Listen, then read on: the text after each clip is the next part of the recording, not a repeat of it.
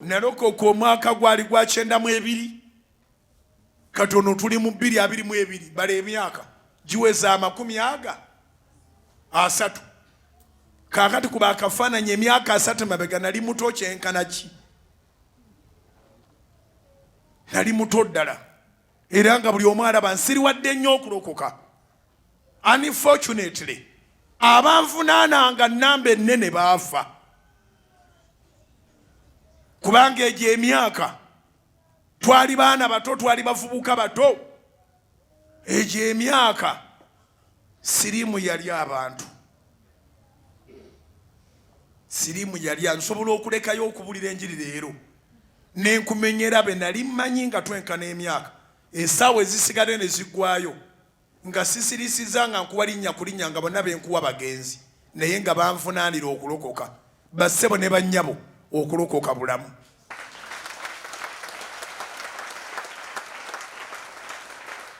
Okulokoka bulamu.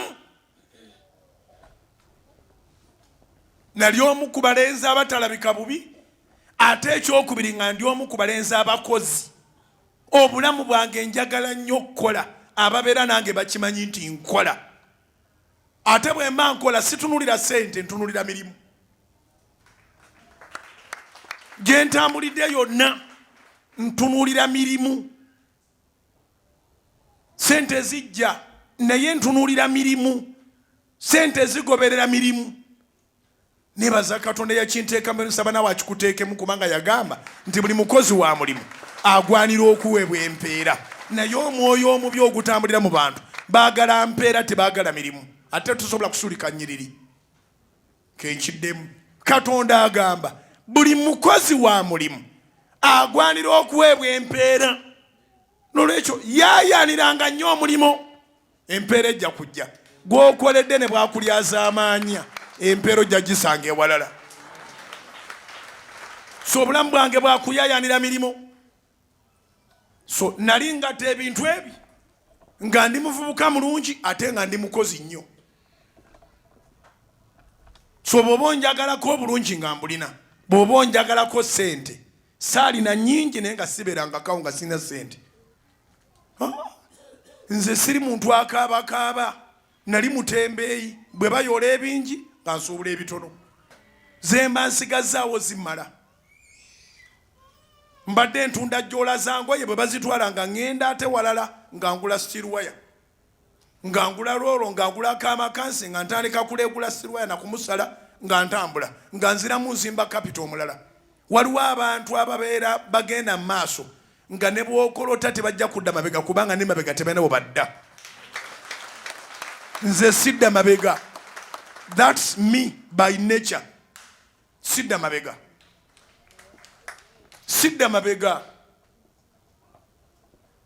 Kati erinnya nali nvudde e Masaka si ye wali kitange ne mmange bwali bukojja. Navaayo lwa kukoowa. I had two options. One, to commit suicide. Two, to go to an unknown place and start another life. The first option was phased away by the religious studies. Bwe twali tumala omugigi mu primary 6 ebintu bibiri bye sisobola kwerabira. Ekisooka omuntu bwe weetuga obeera osse muntu ate gwe gw'otaatonda. Ekikutwala mu geyeena kutta muntu gw'otaatonda. Era ekyo twakisoma ne tukikakasa mu mugigi. Nasomesebwanga babbulaaza babiri. Omu ng'ayitibwa Brother Pantaleewo simanyi oba akyaliyo. Omulala ng'ayitibwa Brother Martini. Mu kigo ky'enkoni nga tosobola kukola mooko nga tomalanga mugigi. So nalina okumala omugigi. Now ekyo ne kinnyingira ne batwongera ekirala ekikwatagana n'ebyewaffe nti bw'oweetuga mu geyeena osoosayo omutwe ng'enseenene mu tteete. Bwe weetuga mu geyeena osoosayo omutwe ng'enseenene mu tteete. Kati nze yali akulidde mu kageyeena akatono nga saagala geyeena nnene. I grew up in a very small hell. The way I suffered was real hell. Bakulangira, bakuvuma, bakulangira wakulira ku bukojja naye abe wamwe tomanyi gye babeera. Bakulangira eggwanga si kwasalawo ozaalibwe gye wazaalirwa nga toyina wakana mu kibira. Nze tebinkwasa nsonyi kubanga bwe bulamu bwange. Ewaka nzaalibwa Mulago w'e Masaka mu Novemba. Kyenva njagala okutwala olukuŋŋaana e Masaka. Novemba nga 25 twamaze dda opangisa recreation ground nga nsiba emyaka 5 egy'obukulu.